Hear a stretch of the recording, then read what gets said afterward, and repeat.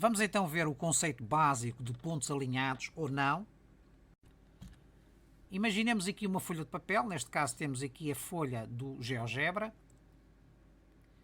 e vamos marcar um ponto A. Portanto, com uma caneta marcamos aqui um ponto.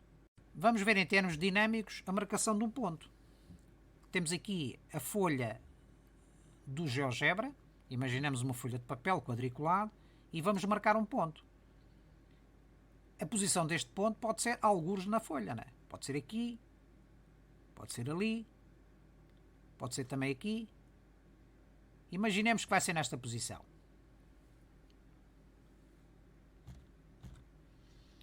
O que é um ponto? Podemos então dizer que é um objeto que não tem dimensões. Podemos dizer então que um ponto é a base de toda a geometria, porque é a partir de um conjunto de pontos que nós podemos formar linhas retas, linhas curvas e figuras geométricas. Como nós podemos ver já em seguida, com um ponto podemos formar linhas retas. Por exemplo, temos o ponto A. Se marcarmos um outro ponto, imaginemos o ponto E, podemos traçar o quê? Uma linha reta. Não é necessário mais do que dois pontos para definirmos uma linha reta, não é? Temos aqui um ponto A e um ponto E, com a régua traçamos uma linha. Mas se marcarmos um outro ponto, por exemplo, o ponto F, podemos traçar esta linha curva entre o ponto E e o ponto F. E entre o ponto E e o ponto F existem uma infinidade de pontos. Do mesmo modo que na linha reta, não é? Quando nós marcamos a linha reta antes, não é? Agora vamos voltar atrás. Quando nós marcamos a linha reta antes, aqui, existe uma infinidade de pontos entre o ponto A e o ponto E, existe uma infinidade de pontos para a direita do ponto E e existe uma infinidade de pontos para a esquerda do ponto A. Certo? Portanto, vamos marcar a linha curva.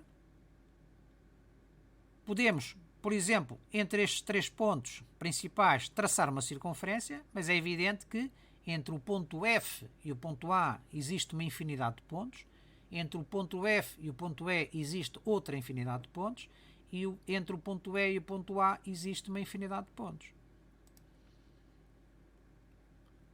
E podemos, por exemplo, traçar um triângulo. Traçamos o lado AF, o lado FE e o lado EA. Mas é evidente que nesta linha, neste segmento de reta que nós temos aqui, entre o ponto A e o ponto F, existe uma infinidade de pontos que nós não marcamos. São representados por esta linha. Entre o ponto E e o ponto F também existe uma infinidade de pontos. E entre o ponto A e o ponto E também existe uma infinidade de pontos. Como nós vemos, com um conjunto de pontos infinito ou finito, nós podemos traçar linhas retas, linhas curvas e figuras.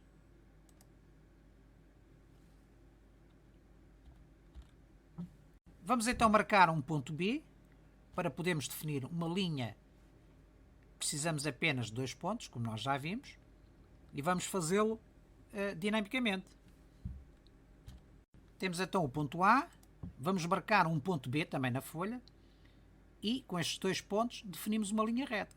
É evidente que se mudarmos a posição do ponto, ou de um dos pontos, a linha reta também muda de posição, como nós vemos, não é? Imaginemos então que a nossa linha é definida por estes dois pontos nesta posição. Vamos ver então o conceito de alinhamento entre dois pontos. Vamos marcar um ponto C na folha que esteja alinhado com os pontos A e B. Ora bem, para que um ponto, neste caso o ponto C, esteja alinhado com os dois pontos A e B, significa que esse ponto tem que estar sobre a linha definida pelos pontos A e B. Isto é, temos ali o ponto C que está em cima desta linha. Portanto, podemos dizer então que o ponto A, B e C estão alinhados. Vamos então ver o conceito de alinhamento dinamicamente. Imaginemos o seguinte: se nós temos esta reta definida por estes dois pontos A e B, e se considerarmos aqui um ponto C alinhado com estes dois pontos, isto é, um ponto que vai pertencer a esta linha reta, se mudarmos a posição da reta definida pelos pontos A e B neste plano, ou na folha de papel, o ponto C vai continuar alinhado com os pontos A e B. Ora, vamos ver. Vamos marcar um ponto C, alinhado. Se mudarmos a posição, cá está, reparem, nós estamos a mudar a posição do ponto B relativamente ao ponto A, portanto a reta também muda de posição. Mas o ponto C vai acompanhar a reta, porque o ponto C está em cima da reta. Então, se os pontos estão alinhados antes, continuam alinhados depois. Correto? Vamos então ver agora o conceito de não alinhamento. Vamos marcar um ponto D na folha que não esteja alinhado com os pontos A e B. Então podemos dizer, em termos gerais, que um ponto D não está alinhado com outros dois pontos, neste caso com o ponto A e o ponto B e o ponto C, se ele não pertencer à reta definida pelos pontos A e B. Certo? Portanto, o ponto D, como é exterior à reta, não está alinhado. Vamos ver então em termos dinâmicos.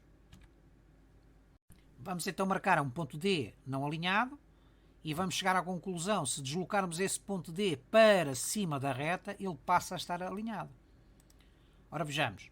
Se tivermos então aqui um ponto não alinhado, se deslocarmos esse ponto não alinhado para cima da reta, cá está, o ponto passou a estar alinhado com os pontos A, B e C. Outra posição de alinhamento, outra posição de alinhamento. Se estiver fora da reta, o ponto não está alinhado. Aqui podemos verificar que quaisquer dois pontos do plano definem sempre uma linha reta. O ponto D e o ponto A definem esta reta, o ponto D e o ponto B definem esta reta e o ponto D e o ponto C definem esta reta. Vamos ver em termos dinâmicos. Cá está. O ponto D vai definir uma reta com o ponto A, com o ponto B e com o ponto C. Portanto, três retas distintas.